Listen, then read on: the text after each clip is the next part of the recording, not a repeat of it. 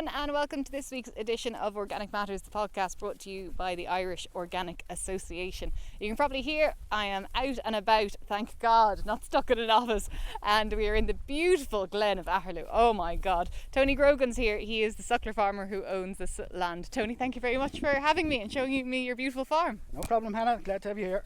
So Tony, tell me a little bit about how you're farming here. Purebred suckler herd, selling breeding bulls to the dairy boys.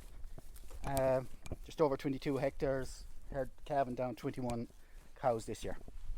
And there's some gorgeous cattle in the field. What lovely Angus cattle. So what month of the year are you aiming to calve? Are you spring calving? Are you autumn calving? Early autumn calving is supposed to be the best way to describe it. July, August. Yeah. One or two in early ones will be in June, and of course there's a couple of stragglers will hang on until September. And we're on a bit of a safari here. There's some wire in front of us, so we're going to duck under. So yeah, that's an action-packed podcast this week, the way we want it. It is the wilds of the Glen of Aherlow. No, it's not that bad. Not that bad at all, though it is absolutely stunning. Oh, there's a bellow behind us. Oh look, your ladies want some fresh grass. They'll wait. But you're big on grassland management, and you've done an awful lot on the land as well. Like you've put in hedgerows, and we'll get to that. But you measure your grass. So how do you get on with that every year? Right, I had a loan of a plate meter from Tagus. Got me going on it. Put you this way, when I had to give it back, I actually went and bought my own. So it's worth getting a plate meter is what you think? Oh, definitely. Using pasture base then, online pasture base. Absolute godsend. I just wouldn't do without it now.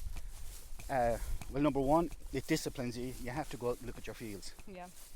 And as well as that then, I get an annual report back. I can see what fields are producing or not producing. I have farmyard manure to spread. I'm going to get a report up now, and I'll see which are my poorest fields production wise, and they're going to get the farmyard manure. And so how many tons of grass would you grow per hectare, do you know? Roughly 9.5 tonne. That's pretty good, because you don't do any reseeding either. I mean, no. Someone in a kind of a more commercial system, you'd be expecting maybe 14, but that's pushing it, and that's artificial fertiliser as well. Yeah. So, and would you ever reseed? Not planning to, in any shape or form. As you can see, my farm goes from roughly 100-foot contour up to 420, 450. What grass? Oh, it's been steep. I think people have heard us puffing at certain points in this. It is a steep. You'll get your steps in, all right. Yeah. Oh, plenty. I had a Fitbit there for a while. A grass measuring session was worth 5,000 steps. Cheaper than a gym membership. Yeah, but still not giving you a return. But anyway, an argument for another day. What grasses are grown on my fields are what is suitable for my fields, and that's the way I look at it. I'm not going to get any advantage just ploughing it up and just putting in 2 species of grass. No. I can see some clover. I'm presuming it's white clover. What else do you have in here? Oh, everything and anything. Timothy? There would be some. It's, as I say, it's what comes through on the farmyard manure, what comes through in the slurry. Back in the mid-90s, I experimented with a surface reseed. Farmyard manure, chain harrowed every direction, put in grass seed on the surface after cutting silage. There was actually Italian ryegrass in that. That actually reseeded itself through the slurry on my silage fields. You'll see that later on when we get to those fields. But that's the only reseeding that has been done here in the last 40, 50 years. And are you using anything like lime? Does it just depend if your fields need it? You mentioned soil sampling there as well. Lime. Right, my land needs it, definitely. We constructed, made, I don't know what the word you want to use, developed a lime dropper box. Wow. That sounds very technical. How do you get a lime dropper box? It's American design. A local guy made it for me. We experimented and got it made. I spread 20 tonne with it last year. Now this year it was just too wet. I just didn't. And so when I when they spread lime for me, I get a big load of kind of powdery lime delivered, and then it's put into the back of a machine and it's kind of spread out, and if it's anyway windy, you get a massive dust cloud of lime. What does a dropper box do that doesn't do? Okay, I get 20 tonne delivered here, guy comes on 2 or 3 days later, that 20 tonne is to be spread that day. Yeah. Now whether the fields are ready for it or whether there's cows going in there a week later, it has to go out, that 20 tonne is to go out. Yeah. I get 20 tonne dropped here now, dropped into the shed. Now it comes wet, it has to be damp, otherwise half the load will be gone a mile down the road. Yeah. I wait and let that dry a bit, pull it back with the digger into the dropper box, and I am spreading. Once the cows are gone out, I'm spreading right down on the surface, the grass is pared off, and that lime is going exactly where it is. It drops it out in lines on the ground. You can have a bit of fun with a bit of blockage from time to time, but I'm spreading the lime where I need it, when I need it. I'll let you, I think a gate needs to be opened. No, where are we now? Oh, what are we looking at here? Nah, they're turning the backsides to us. They're next year's bulls now. They're your pride and joy, are they? If they sell for a big check, yeah. And as long as they don't start breaking. Last year's lads, there was one little fella in it and he was a menace. Would you ever switch from selling pedigree to selling organic beef instead? If it'll match selling pedigree prices, yeah. Do you think it ever would? I don't think John Purcell will go as far as that, no. So. Really? Even if he was giving, I'm trying to think, even if he's giving €6 a kilo? 350, 638, no. 1800. Don't think he'd come close enough to it. Okay. Won't refuse it now though if he does come up to that price. Anyone who comes to the check, whatever they want it for, if it's big enough. But no, again, as I said, ICBF, farmers out there, if you're listening, put the information back in, because that comes back to us for breeding. Everyone that buys a bull, I beg of them, please, if you have trouble, put in that you had trouble, you know. Yeah. But a lot of guys who have it just go in, they just one down along the line as they're registering. So data is very important in all of this for you. Look, it's not just me. Yeah. There's guys going into Skip now are going to get information coming back. Look at it. It is valuable data and information on what your animals are doing. It's vital, absolutely vital. Where to next? Are we going down this way? Yeah. Look at them. 7-7. Oh, that's what he's over to me now. Yeah. His mother hunted him. Oh really? Yeah. He was turned down actually one day. We thought we'd have to put him down. So that's why he's over. He got hand care for the winter, the little devil. He's a devil ever since. He's come up to say hello, right up. Oh, he's coming up. Everyone else. Yeah, have you got ration for me? That's what he's saying. That's the thing with suckler farming that I don't think people realise. I think a lot of perhaps dairy farmers think that you throw cattle in the field and only look at them once in a blue moon, but it's a bit more technical than that, isn't it? In terms of mothers taking to calves and all that kind of stuff. Oh God, yes. Look, you're going to get to know them. It's a matter of how ruthless you are. You're going to get to know them. And you were pig farming once upon a time, conventional pig farming. So Yeah. what brought the switch from a quite conventional, intense setting to organic farming? Oh. I suppose just economics, really. Okay. We were intensive pig farming, right? We were milling our own ration on the farm. There was a lorry. I'd say he was literally 2 loads a day from the docks up to us. Everything, corn, gluten, barley, wheat, soya. So every month or two we had a nutritionist sent to us. He had his laptop out formulating the mixes. And of course we had the costings, didn't know what it was. So we hit a little bit of a hard time. And the lads were they were buying in their weaning ration, or weaner ration at the time. And we knew from the laptop what it was costing to make the ration. And we threw a bit in for transport, but the figures just did not match what the co-ops were looking for. They went investigating, and turns out there was a margin put in there before anything of €30 a tonne. So I was buying ration here for the bulls. And I got onto my co-op rep and I said, come on, you can do something better for me. I know you have the margin. And he knew it. He knew that I knew. So he said to me, look, go to a certain farmer that sells ration. So that kind of started me on the road. I was getting the ration from that farmer. What I paid was going into, keep left now again. In case I fall into the bog. Okay, yeah, that's fine. I knew the money I was giving him went straight into his pocket. Okay, just wait for me there, Hannah, and I'll show you. Okay. This is a little bit boggy. Mind the gate? Okay, I'm minding the gate. Yeah. Following you. Single step and then come here. It's a bit like Indiana Jones, actually. One sec. Not far off of it. Not far off. There we go. Okay. So back to the. You knew that farmer, it was going straight into his pocket. Yeah. There was no middleman. No one taking. It's a buzzard. There was no shareholders taking the money. I knew that the barley wheat oats in that mix was barley wheat oats. Yeah. I knew there was no filler. There was no ash. And my animals appreciated that too and showed all the better for it. There was no bags, etc., to be got rid of afterwards. But that started me on the road to saying, look, I can do things individually myself. And it just snowballed on from there. So that's kind of how I ended up going from one to the other, you know. It's funny, I meet a lot of organic farmers and we all seem to have this, I don't know,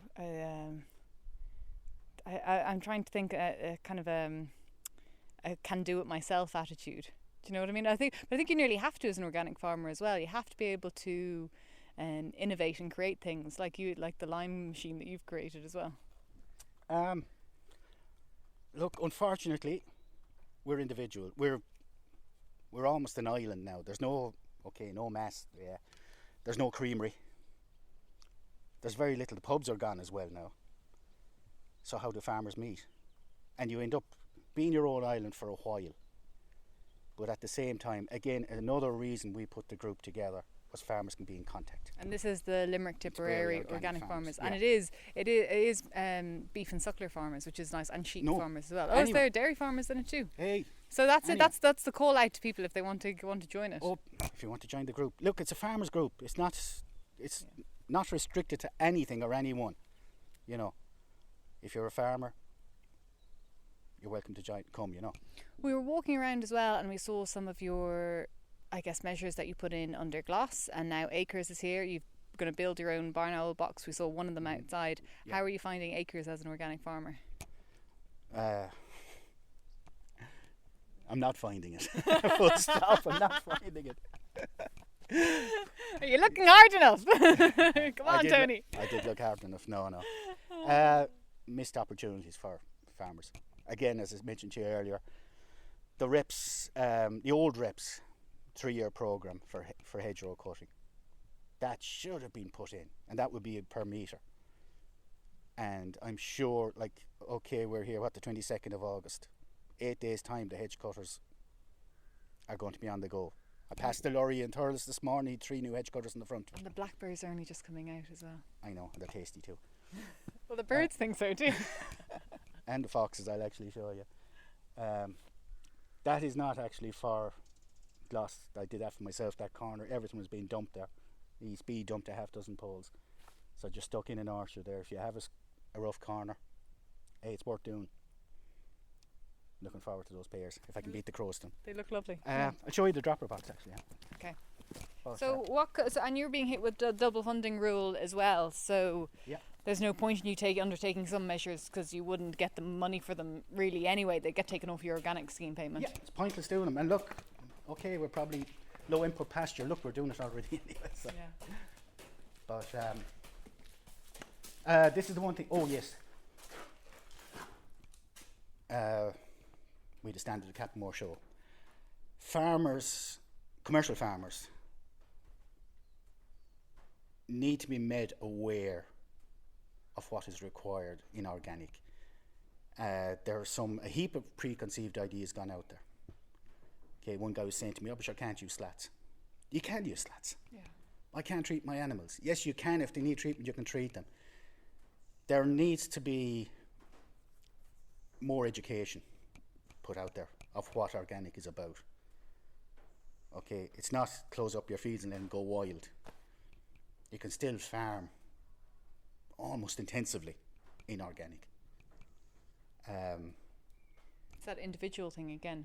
It's kind of you can farm at a less intensive or more intensive level. It depends on the individual farmer how you manage it. But of course you can use slats, and of course you can treat animals if they need to be treated. 100%. It's the welfare of the animal. We're in your shed now, and I do see some slats. So explain the winter housing situation here in your shed. Okay, originally this was that started as a lean-to on the right.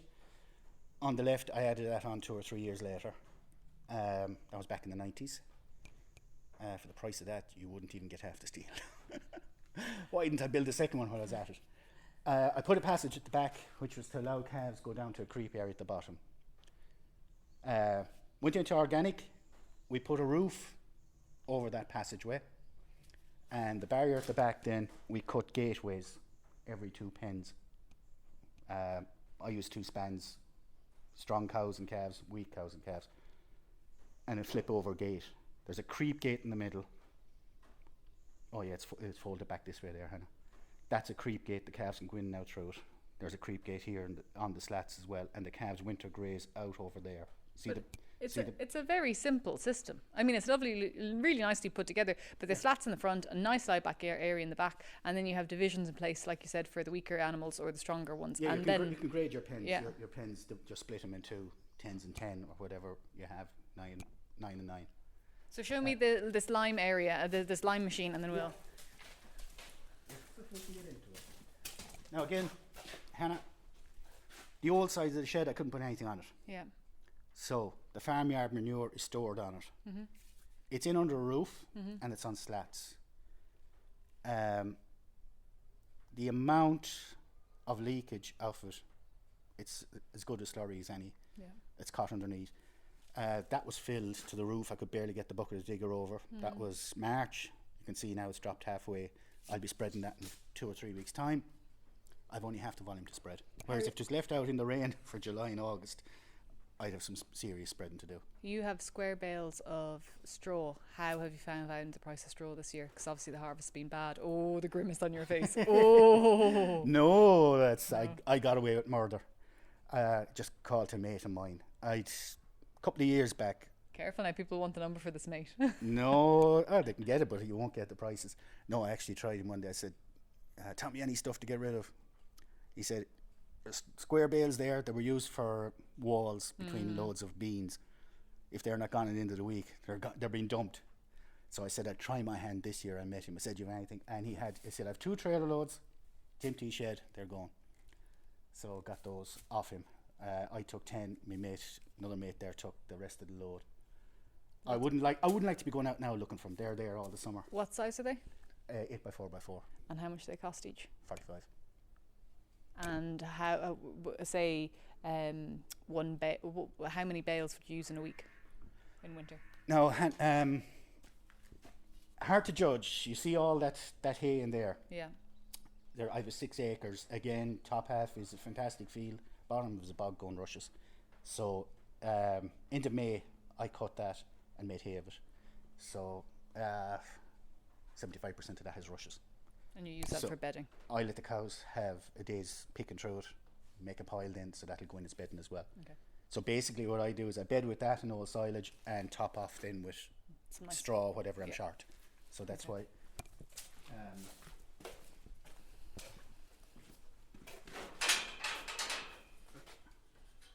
Head into the lime stopper now. Lime dropper. Lime dropper, sorry. And that's what she literally does, Hannah, is drops out the lime underneath. Okay.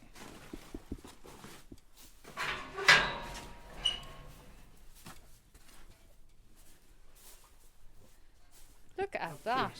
As I said to you earlier, I bought an old single chop harvester to reclaim the land. And I'll take some pictures of it and I will put it up on Instagram as well, so people get a feel of what it is. Hard to see actually there, but we use the chassis of the Tarrap harvester for the chassis of this and the drawbar, and we experimented to get our dropper size underneath. It doesn't look like it'll hold a huge amount of lime though. 600 odd kilos. Now once I get the hang of it, we'll probably board up up the size, put greedy boards on it, Okay. and we can take more. But that is just adequate enough for most of my fields. Yeah. Okay. You know. But €15 a ton versus 22, 24. Okay.